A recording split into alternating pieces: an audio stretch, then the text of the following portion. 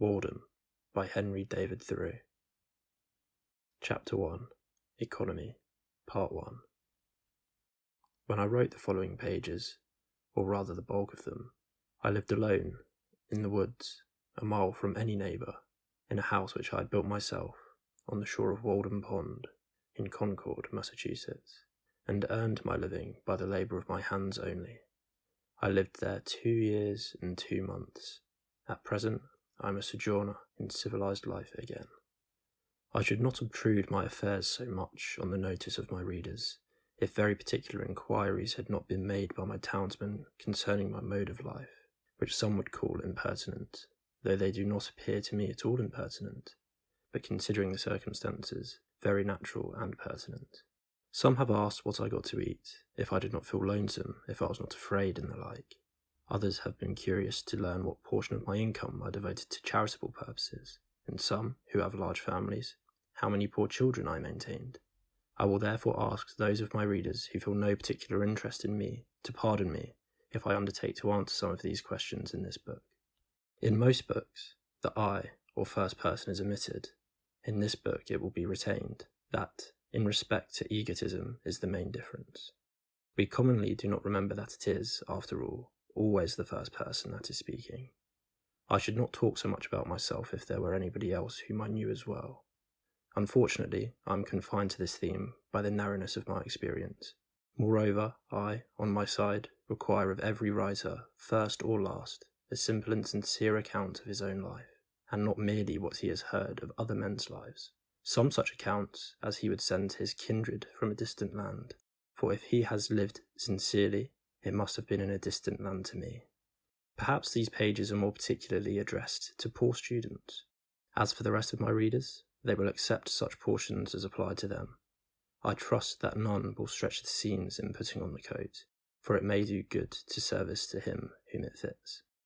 I would fain say something, not so much concerning the Chinese and Sandwich Islanders as you who read these pages, who are said to live in New England, something about your condition, especially your outward condition, or circumstances in this world, in this town, what it is, whether it is necessary that it be as bad as it is, whether it cannot be improved as well as not.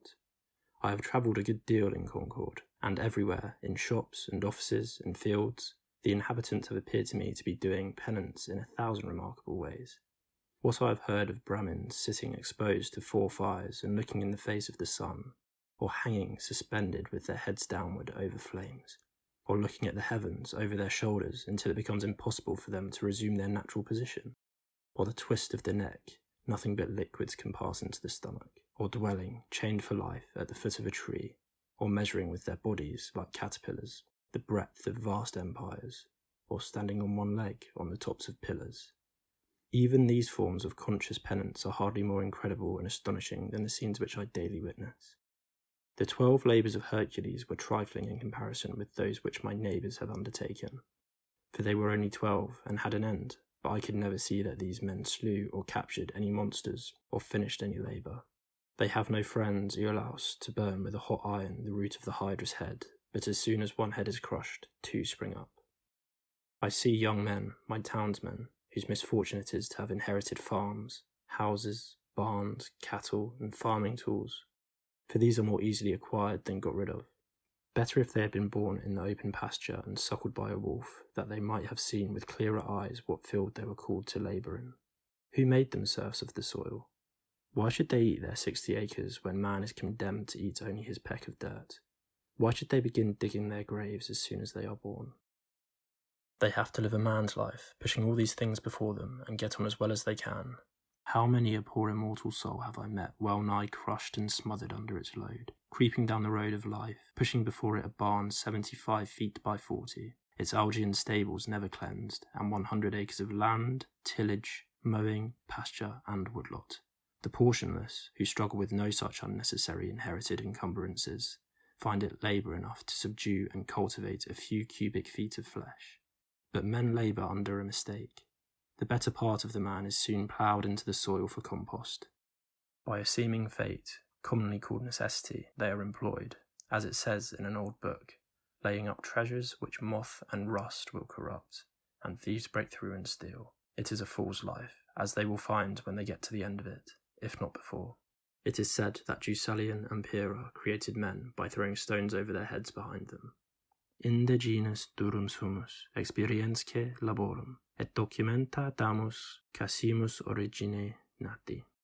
Or as Raleigh rhymes it in his sonorous way, from thence our kind hard-heart it is, enduring pain and care, approving that our bodies of a stony nature are. So much for a blind obedience to a blundering oracle, throwing the stones over their heads behind them and not seeing where they fall. Most men, even in this comparatively free country, through mere ignorance and mistake, are so occupied with the factitious cares and superfluously coarse labours of life that its finer fruits cannot be plucked by them. Their fingers, from excessive toil, are too clumsy and tremble too much for that. Actually, the labouring man has not leisure for a true integrity day by day. He cannot afford to sustain the manliest relations to men. His labour would be depreciated in the market. He has no time to be anything but a machine. How can he remember well his ignorance, which his growth acquires, who has so often to use his knowledge?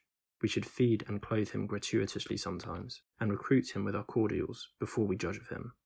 The finest qualities of our nature, like the bottom-on fruits, can be preserved only by the most delicate handling. Yet we do not treat ourselves nor one another thus tenderly. Some of you, we all know, are poor, find it hard to live, are sometimes, as it were, gasping for breath. I have no doubt that some of you who read this book are unable to pay for all the dinners which you have actually eaten, or for the coats and shoes which are fast wearing or are already worn out, and have come to this page to spend borrowed or stolen time, robbing your creditors of an hour.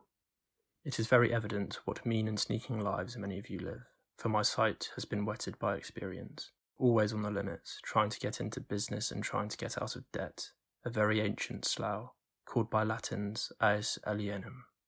Another's brass, for some of their coins were made of brass, still living and dying and buried by this other's brass, always promising to pay, tomorrow and dying today, insolvent, seeking to curry favour, to get custom, by how many modes, only not state prison offences, lying, flattering, voting, contracting yourselves into a nutshell of civility, or dilating into an atmosphere of thin and vaporous generosity, that you may persuade your neighbour to let you make his shoes, or his hat, or his coat, or his carriage, or import his groceries for him, making yourself sick, that you may lay up something against a sick day, something to be tucked away in an old chest, or in a stocking behind the plastering, or, more safely, in the brick bank, no matter where, no matter how much or how little.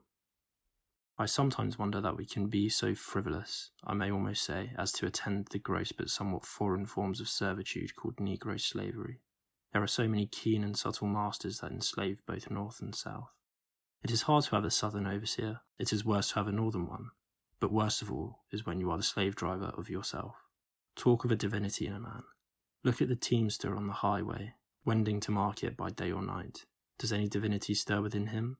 His highest duty to fodder and water his horses. What is his destiny to him compared with the shipping interests? Does not he drive for squire make a stir?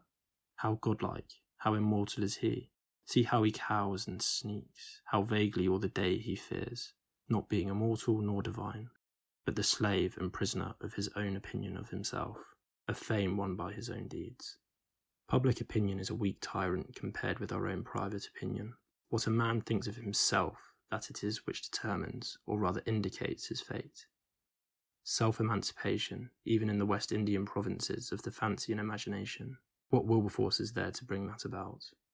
Think also of the ladies of the land weaving toilet cushions against the last day, not to betray too green an interest in their fates, as if you could kill time without injuring eternity. The mass of men lead lives of quiet desperation. What is called resignation is confirmed desperation. From the desperate city you go into the desperate country and have to console yourself with the bravery of minks and muskrats. A stereotyped but unconscious despair is concealed even under what are called the games and amusements of mankind. There is no play in them, for this comes after work, but it is a characteristic of wisdom not to do desperate things. When we consider what, to use the words of the Catechism, is the chief end of man, and what are the true necessaries and means of life, it appears as if men have deliberately chosen the common mode of living because they preferred it to any other, yet they honestly think there is no choice left. But alert and healthy natures remember that the sun rose clear. It is never too late to give up our prejudices. No way of thinking or doing, however ancient, can be trusted without proof. What everybody echoes or in silence passes by as true today may turn out to be a falsehood tomorrow. Mere smoke of opinion, which some had trusted for a cloud that would sprinkle fertilizing rain on their fields. What old people say you cannot do, you try and find that you can. Old deeds for old people, and new deeds for new. Old people did not know enough once, perchance, to fetch fresh fuel to keep the fire a-going. New people put a little dry wood under a pot, and are whirled around the globe with the speed of birds, in a way to kill old people, as the phrase is. Age is no better, hardly so well, qualified for an instructor as youth, for it has not profited so much as it has lost. One may almost doubt if the wisest man has learned about anything of absolute value by living. Practically, the old have no very important advice to give the young. Their own experience has been so partial, and their lives have been such miserable failures, for private reasons, as they must believe, and it may be that they have some faith left which belies that experience, and they are only less young than they were. I have lived some 30 years on this planet, and I have yet to hear the first syllable of valuable or even earnest advice from my seniors. They have told me nothing, and probably cannot tell me anything to the purpose. Here is life, an experiment to a great extent untried by me, but it does not avail me that they have tried it. If I have any experience of what I think valuable, I am sure to reflect that this my mentors said nothing about. One farmer says to me, "You cannot live on vegetable food solely, for it furnishes nothing to make bones with," and so he religiously devotes a part of his day to supplying his system with the raw material of bones. Walking all the while he talks behind his oxen, which, with vegetable-made bones, jerk him and his lumbering plough along in spite of every obstacle. Some things are really necessaries of life in some circles, the most helpless and diseased, which in others are luxuries merely, and in others still are entirely unknown. The whole ground of human life seems to some to have gone over by their predecessors, both the heights and the valleys, and all things to have been cared for. According to Evelyn, the wise of Solomon prescribed ordinances for the very distances of trees, and the Roman praetors have decided how often you may go into your neighbour's land to gather the acorns which fall on it without trespass, and what share belongs to that neighbour. Hippocrates has even left directions how we should cut our nails, that is, even with the ends of our fingers, neither shorter nor longer. Undoubtedly, the very tedium and ennui which presume to have exhausted the variety and the joys of life are as old as Adam. But man's capacities have never been measured, nor are we to judge of what he can do by any precedents. So little has been tried. Whatever have been thy failures hitherto, be not afflicted, my child, for who shall assign to thee what thou hast left undone? We might try our lives by 1,000 simple tests, as, for instance, that the same sun which ripens my beans illuminate at once a system of earths like ours. If I had remembered this, it would have prevented some mistakes. This was not the light in which I hoed them. The stars are the apexes of what wonderful triangles. What distant and different beings in the various mansions of the universe are contemplating the same one at the same moment. Nature and human life are as various as our several constitutions. Who shall say what prospect life offers to another? Could a greater miracle take place than for us to look through each other's eyes for an instant? We should live in all the ages of the world in an hour. Aye, in all the worlds of all the ages. History, poetry, mythology. I know of no reading of another's experience so startling and informing as this would be. The greater part of what my neighbours call good, I believe in my soul to be bad, and if I repent of anything, it is very likely to be my good behaviour. What demon possessed me that I behaved so well? You may say the wisest thing you can, old man, you who have lived 70 years, not without honour of a kind. I hear an irresistible voice which invites me away from all that. One generation abandons the enterprises of another like stranded vessels. I think that we may safely trust a good deal more than we do. We may waive just so much care of ourselves as we honestly bestow elsewhere. Nature is as well adapted to our weakness as to our strength. The incessant anxiety and strain of some is a well-nigh incurable form of disease. We are made to exaggerate the importance of work we do, and yet how much is not done by us? Or what if we had been taken sick? How vigilant we are, determined not to live by faith if we can avoid it. All the day long on the alert. At night we unwillingly say our prayers and commit ourselves to uncertainties. So thoroughly and sincerely are we compelled to live, reverencing our lives and denying the possibility of change. This is the only way, we say, but there are as many ways as there can be drawn radii from one centre. All change is a miracle to contemplate, but it is a miracle which is taking place every instant. Confucius said, To know that we know what we know, and that we do not know what we do not know, that is true knowledge. When one man has reduced a fact of imagination to be a fact to his understanding, I foresee that all men at length establish their lives on that basis. Let us consider for a moment what most of the trouble and anxiety which I have referred to is about, and how much it is necessary that we be troubled, or at least careful. It would be some advantage to live a primitive and frontier life, though in the midst of an outward civilization, if only to learn what are the gross necessaries of life, and what methods have been taken to attain them, or even to look over the old day books of the merchants, to see what it was that men most commonly bought at the stores, what they stored, that is, what are their grossest groceries.